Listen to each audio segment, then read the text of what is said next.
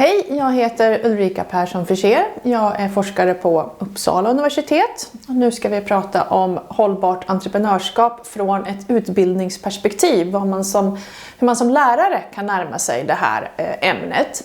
Jag jobbar på en enhet som heter Lärande för hållbar utveckling och global hälsa. Och jag har jobbat med hållbart entreprenörskap som lärare under ganska många år. Jag har varit ansvarig för en utbildning som heter Entreprenörsskolan, som är till för studenter som går tekniska ingenjörslinjer och biologi och sådana saker som vill hålla på med entreprenörskap.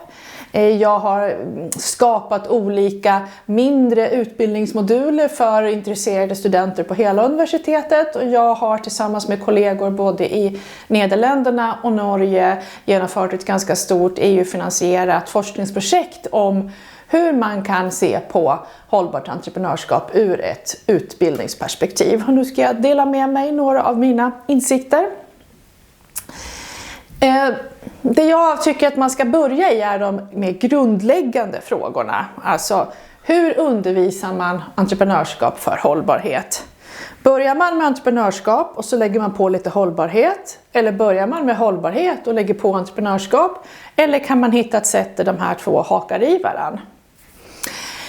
Det finns många olika sätt att tänka kring vad hållbart entreprenörskap är.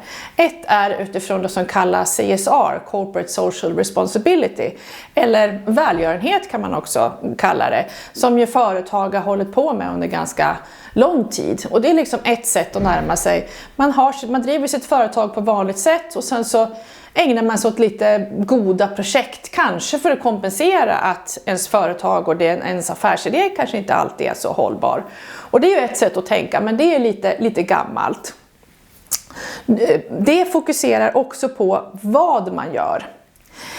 Det nya är ju liksom att tänka att vi kanske istället ska ha hållbara affärsmodeller där själva kärnan i affärsverksamheten i sig bidrar till hållbarhet.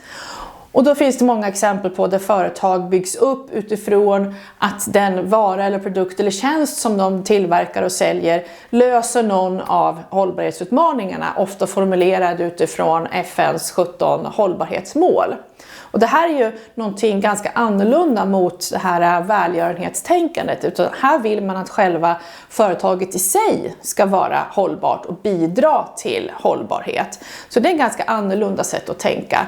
Men det är fortfarande fokuserat på vad man gör. Det finns också ett tredje sätt som jag kommer att undersöka mer här, och det handlar mer om hur man jobbar, alltså inte liksom vad man gör utan hur man gör det. Alltså om vi istället gräver lite djupare kring, ska vi kalla det mindset som krävs för entreprenörskap å ena sidan och hållbarhet å andra sidan. Om man gräver lite i det och utvecklar det, då kan man få en hållbar entreprenörprocess så att säga, som man kan använda faktiskt i många olika sammanhang inom entreprenörskap men också utom entreprenörskap. Mer fokuserat på frågan hur än frågan vad. Så de grundläggande frågorna blir då, men vad är egentligen hållbarhet? Vad är entreprenörskap? Och vad kan vi som lärare och pedagoger göra? Det finns många olika sätt att tänka kring och förstå också hållbarhet, och här ser ni då en bild på ett sätt att förstå olika skillnader. Den första bilden kallas Musse Pigg-bilden, alltså där man har den stora gula cirkeln och sen två små runda öron där, precis som Musse Pigg. Och där känner ni säkert till de här 3 dimensionerna av hållbarhet. Det ekologiska, miljömässiga, det sociala och det ekonomiska. Och i den här Musse Pigg-bilden då, eller sättet att förstå hållbarhet, så är ju det ekonomiska i centrum. Och det sociala och det miljömässiga är som 2 påhäng kan man säga.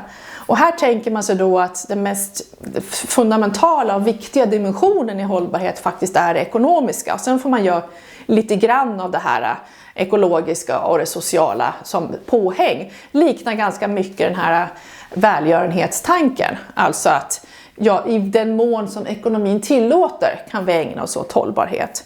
Och det här brukar man då kallas också i svag hållbarhet. Och det är ganska mycket så som tills nu de senaste åren som man har förstått hållbarhet och försökt jobba med hållbarhet. Alltså vi gör det om ekonomin tillåter. Den andra bilden, där ser ni då 3 lika stora cirklar där alltså ekonomi, det sociala och det ekologiska har lika stort utrymme, lika viktiga. Det är inte så att den ena är viktigare än den andra. Och i skärningspunkten mellan de här, där kan man då säga att det finns ett gemensamt litet utrymme där det både finns ekologisk, social och ekonomisk hållbarhet. Och då menar man alltså att det är liksom det lilla utrymmet som man vill nå. Och då uppnår man hållbarhet. Så den är då ganska annorlunda mot den första och har högre hållbarhetsambitioner, kan man säga. Och sen ser vi den sista där det faktiskt är så att de här 3 bollarna ligger i varann. Och där ser vi att den största bollen, det är den gröna, det är den ekologiska. Och då tänker man sig att det som är det allra mest fundamentala, det som faktiskt är förutsättning för allt liv på jorden, utan vilket entreprenörskap överhuvudtaget inte kan ske, det är liksom att jordens ekosystem fungerar, att vi har en fungerande natur, en fungerande ekologi. Annars kan ingenting annat fungera. Inom det man kallar planetens gränser, där fokuserar man på den sociala biten, alltså människors väl och ve. Och nu för tiden brukar man ju också ofta prata om inte bara människors väl och ve utan också icke-människors, alltså även djur och växters väl och ve. Men fokus ligger då på välmående inom planetens gränser. Och den minsta bollen här, det är ju faktiskt den gula, det vill säga den som har med ekonomi att göra.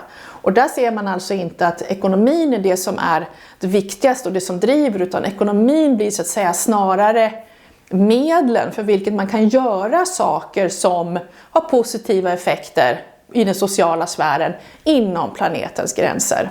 Och det här kallas också stark hållbarhet. Och det här är ett radikalt annorlunda perspektiv än det här Musse Pigg-perspektivet. Det brukar också kallas the donut model, eller kanske knäckebrödmodellen kan vi kalla oss, och liknar en knäckebrödskiva där. Och alla de här 3 olika modellerna för hållbarhet existerar ju där ute. Och det är inte alltid som man är så tydlig med när man pratar om hållbarhet, vilket sätt att förstå hållbarhet som man menar. Och det finns ju inget rätt och fel i de här frågorna, men det är ju ganska uppenbart att beroende på vilken modell man så att säga har med sig, så blir ju olika sätt att hitta lösningar och att jobba med strategier det uppenbara. Och därför så menar jag kan det vara ganska viktigt att man i sin grupp, i sitt företag, vad det nu är, i sitt klassrum med sina studenter, med sina elever, pratar om det här och gör det explicit och tydligt att det finns olika sätt att förstå det här som också har väldigt olika konsekvenser. Och jag skulle säga att inom hållbarhetsforskningen så är det ju den starka hållbarheten, alltså där planetens gränser sätts främst och människors väl och ve som nummer 2, ekonomin blir så att säga medlet. Det är den som de flesta håller med om. Och man skulle nog säga att den första Musse Pigg-modellen är det som faktiskt har lett fram till den ohållbara situation som vi lever i. Så där står så att säga forskningsläget idag. Och utifrån det perspektivet så pratar man ofta om så kallade wicked problems. Det är alltså otämjda problem. Och vi är ju ganska vana vid att tänka att varje problem har en lösning och att det gäller liksom att hitta lösningen och att det är så man jobbar framåt mot någonting som är bättre. Men wicked problems, otämjda problem, de har egentligen ingen lösning, för de är så stora, så fundamentala och så komplexa, där saker och ting är beroende av varandra i väldigt oförutsägbara system, att de faktiskt inte har någon lösning. Och det är inte den här optimala lösningen som vi behöver leta efter, utan snarare olika sätt som vi kan leva med de här utmaningarna. Och det som blir viktigt här då är att man slutar så att säga leta efter rätt svar, utan man letar efter olika möjliga sätt att hantera situationen. Och det innebär också att våra gamla sätt att tänka kring hur vi löser problem, de funkar inte i de här sammanhangen. Vi måste tänka nytt, vi måste försöka agera på annorlunda sätt. Därför att det här är en situation av stor osäkerhet. Och osäkerhet i jämförelse med risk handlar ju just om det som är oförutsägbart, där man faktiskt inte kan komma fram till en rätt lösning. Men hela vårt västerländska tankegods kan man säga bygger på situationer av risk snarare än osäkerhet när vi försöker leta fram lösningar på problem. Och det är precis det som är också orsaken till de hållbarhetsutmaningar som vi står inför. Och därför är det så viktigt att vi försöker hitta nya sätt att tänka, nya sätt att lösa problem för att kunna lära oss att leva med de här wicked problems ur ett starkt hållbarhetsperspektiv. Entreprenörskap då, vad är det? Det kanske man tycker är mer givet eller självklart, men det finns ju faktiskt olika sätt att se på det också. Ett ganska självklart är ju att om man startar ett företag och syftet är att tjäna pengar.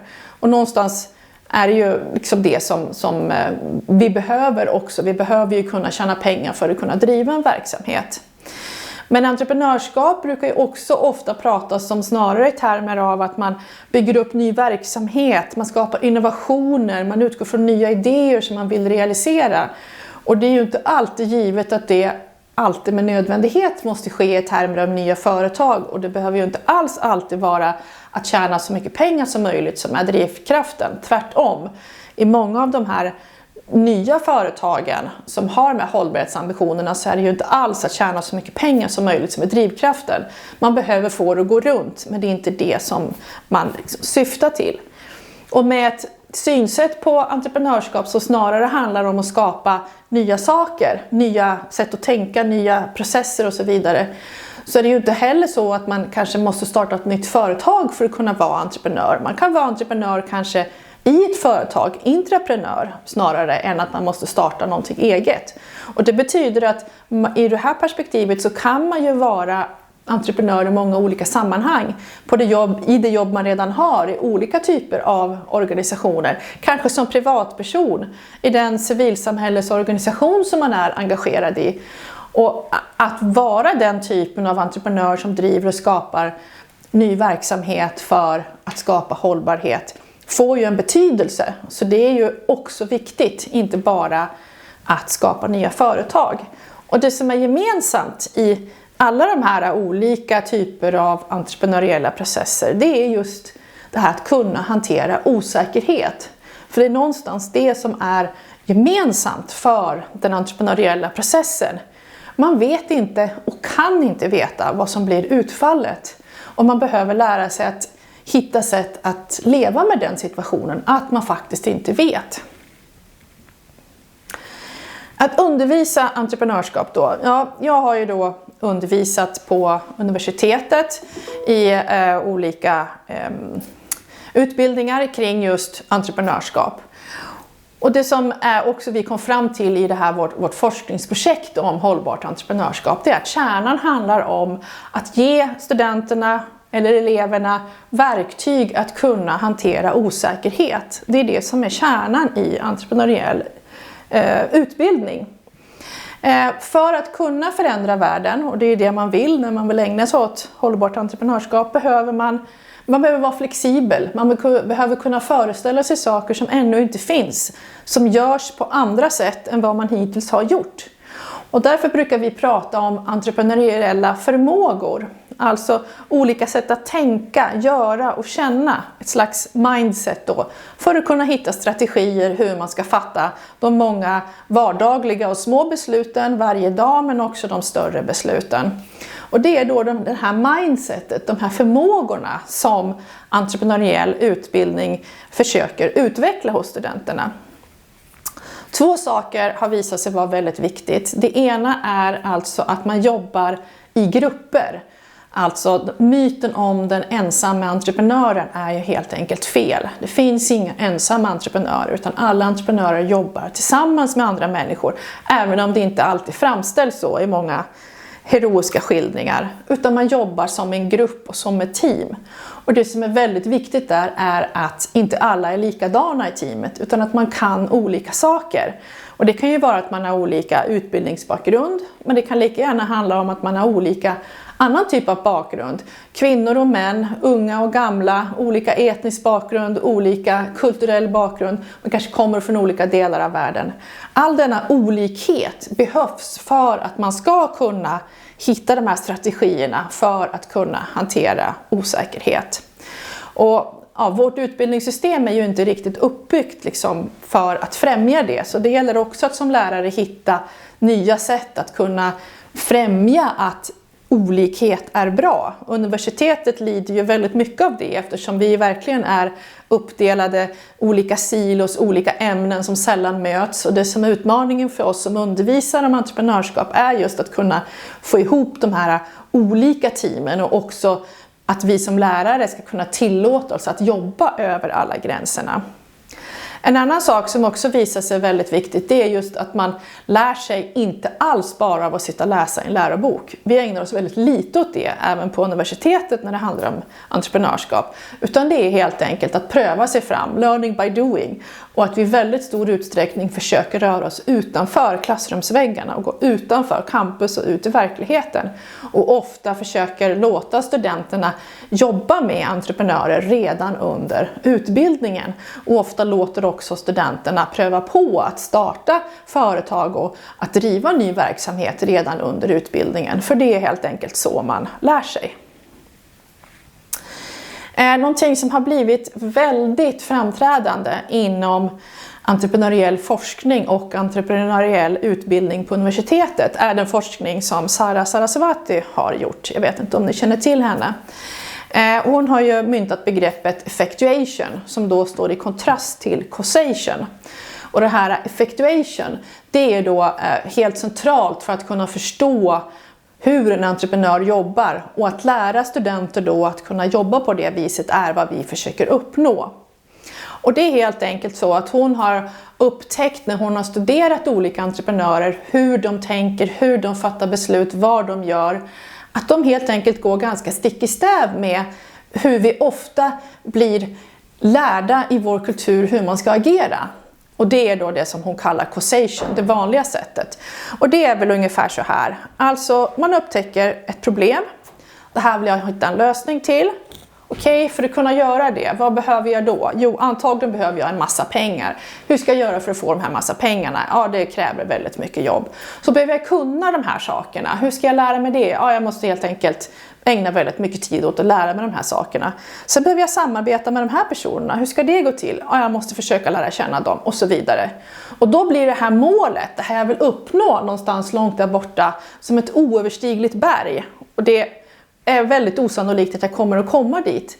Och utifrån den då osäkra värld som vi befinner oss i, där förutsättningar ändras hela tiden. Om jag väl kommer dit fram och har skaffat mig alla de här resurserna, kunskaperna och de här kontakterna, när jag väl har nått dit, ja men då har situationen ändrats och då är det i alla fall inte det som jag behöver.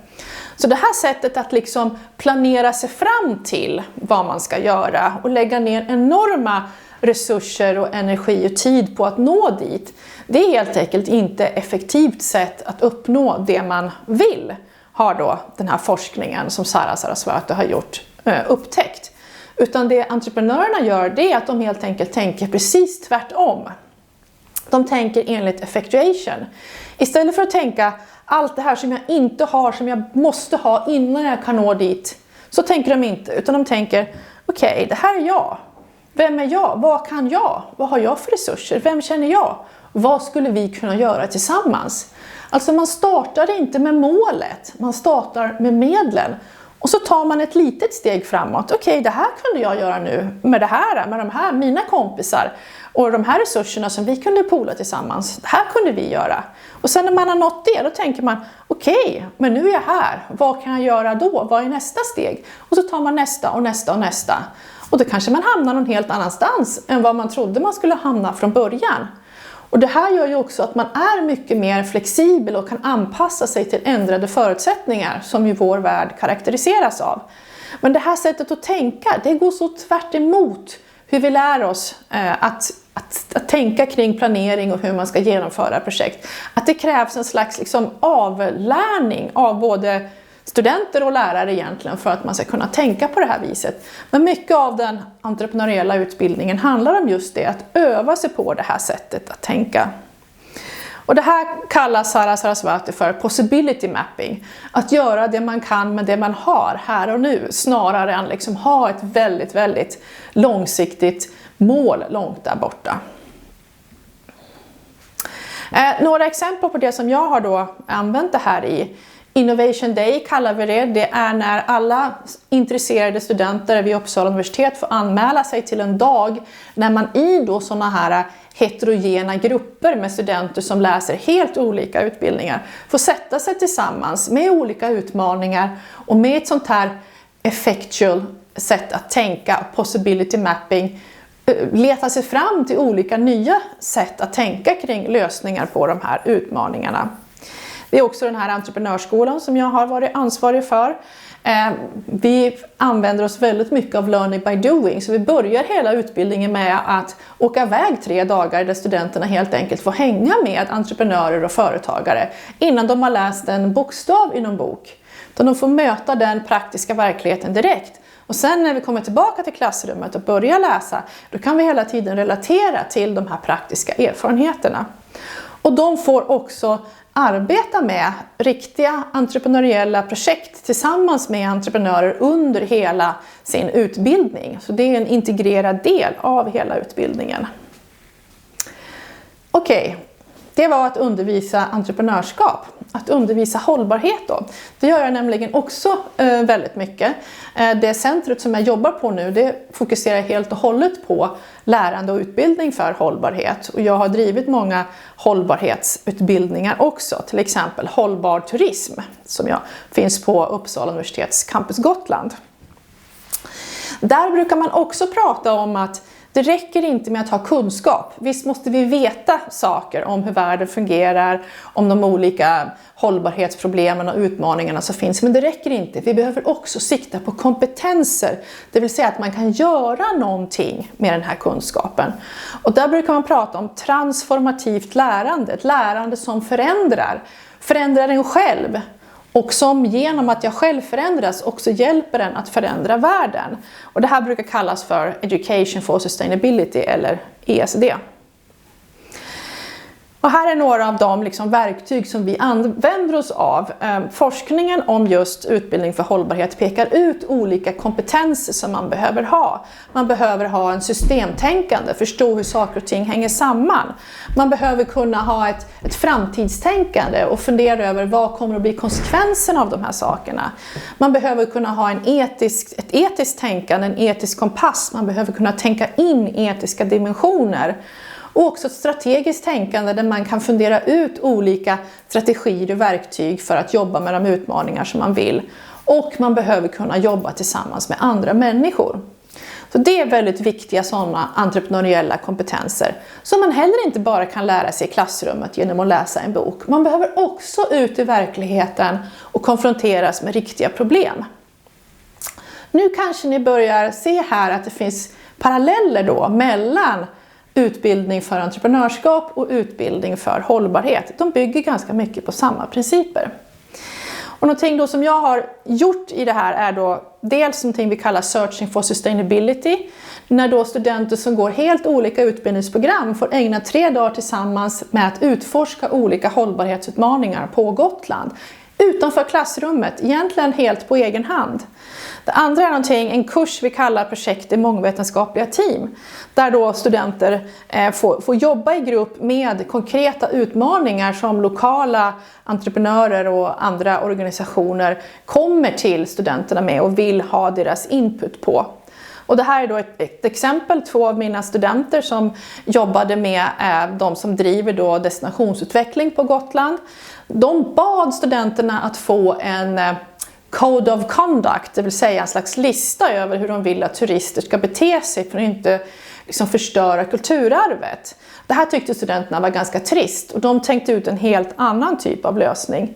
De ville helt enkelt skapa en app med olika berättelser som då kulturarvet, i det här fallet då muren runt Visby, berättar för turisterna så att turisterna ska genom den här då berättelserna förstå hållbarhetsproblem på Gotland och för turisterna. Och de gjorde en prototyp som de presenterade för företagen, som de sen då företagen i sin tur faktiskt valde att realisera genom den här MapApp. Så att den här idén som studenterna kom på under den här kursen, den blev faktiskt verklighet. Och det här fick väldigt stor uppmärksamhet både av företagen på Gotland som tyckte det var fantastiskt och av även forskarvärlden. Så de fick delta på olika konferenser och företagardagen och så vidare. Och det här är ju också ett exempel då på hur studentens arbete sen, hur viktigt det kan vara för studenternas känsla av att det de gör är viktigt. Att det faktiskt får den här uppmärksamheten och tas upp av aktörerna. Och de märker att det de gör faktiskt har en potential. Att det de gör tycker människor verkligen är viktigt. Och det är kanske liksom en av de stora vinsterna med den här typen av utbildning. Att studenterna får känna att det de gör bidrar på riktigt och att de faktiskt kan saker. Så det vi då ser här, det är då att undervisning för hållbarhet och undervisning för entreprenörskap, de är faktiskt ganska lika varann. Det viktiga är de här grupperna med personer som har olika kompetenser. Working as a group, att man jobbar tillsammans, det är väldigt viktigt. Och det behöver man då hjälpa studenterna eller eleverna med att lära sig. Att utveckla förmågor och kompetenser och inte bara teoretisk kunskap. Att man faktiskt kan göra saker, att man har strategi för beslutsfattande och för handlingsalternativ. Och det transformativa lärandet, ett lärande som förändrar individen som i sin tur då lär sig och får verktyg för hur man kan förändra världen. Om vi då går tillbaka till de här då 3 olika perspektiven på hållbarhet, så ser vi ju då att ur ett utbildningsperspektiv så är då det här det som rör välgörenhet, vad man gör, inte särskilt intressant. Hållbara affärsmodeller som ju också fokuserar på vad man gör, det är ju mycket mer intressant naturligtvis, men det fokuserar fortfarande på vad. Utan det som verkligen man som pedagog och lärare kan göra en skillnad i, det handlar ju snarare då om hur man jobbar. Alltså att lära unga människor strategier för att jobba för förändringsprocesser. Vare sig det är som entreprenör i bemärkelsen starta ett nytt företag eller intraprenör inom ett befintlig organisation där man har ett jobb eller inom någon annan verksamhet. Det kan ju vara helt avgörande för unga människor att känna att man faktiskt kan skapa någonting som påverkar sig själv och andra. Så här har vi som håller på med entreprenörsutbildning ett väldigt stort och viktigt uppdrag. Därför att det handlar om i slutändan, och jag vill återkomma till det, att hantera osäkerhet, som ju då är en central kompetens för entreprenören, är också centralt för hållbarhetsutmaningar.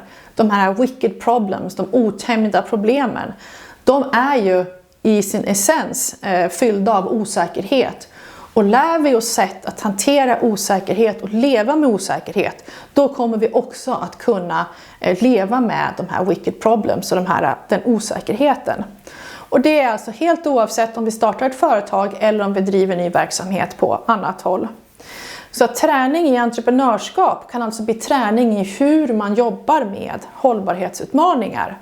Och det tycker jag då är ett av de allra viktigaste sätten på vilket alla vi som jobbar med entreprenörskap i utbildning, det är en av våra viktigaste uppgifter.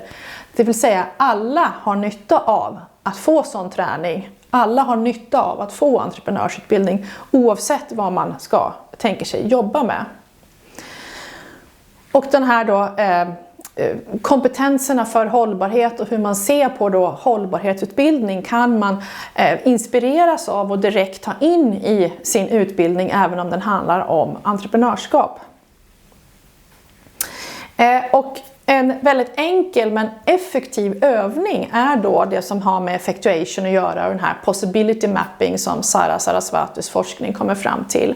Och det kan man enkelt göra med sina elever, man kan göra det med sina kollegor, man kan göra det i vilket sammanhang som helst egentligen.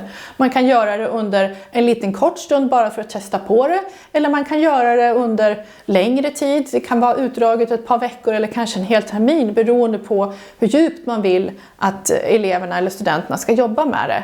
Och det är helt enkelt att göra den här mappningen.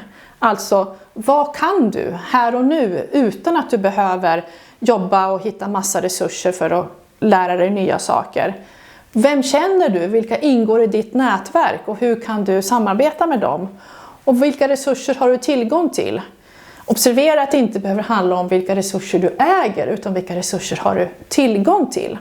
Till exempel då, vad kan du när det gäller mig själv då? Ja visst, jag är universitetslärare och har en massa utbildning, men jag kan ju andra saker också. Jag kan dansa tango, jag kan segla. Det kanske är det som snarare är viktiga kompetenser som jag kan göra någonting med ur ett entreprenöriellt perspektiv. Vem jag känner? Ja, så vi tror ju kanske att vi behöver bara känna och ha nätverk med viktiga, rika, inflytelserika människor. Men de nära och kära vi har, de kan också vara väldigt viktiga för oss i att kunna realisera idéer. Så att tänka lite kring, vem är det, vilka har jag i mitt nätverk? Och vad man har tillgång till.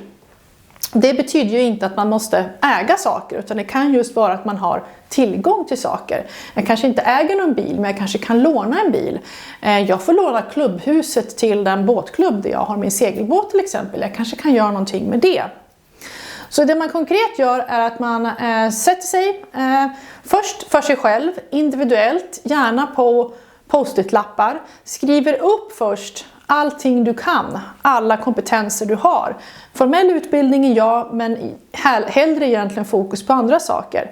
En sak på varje lapp. Och du ger dina elever en väldigt kort stund att göra det här, kanske 1 minut. När minuten är över så lägger man alla de lapparna i en hög. Och sen kommer tiden då när man ska mappa vilka man har i sitt nätverk. Vilka känner man? Sin familj, vänner och så vidare. Men även andra personer som man har i sitt nätverk. Också 1 minut, en person på varje lapp. Och så tredje momentet, vilka resurser har du tillgång till?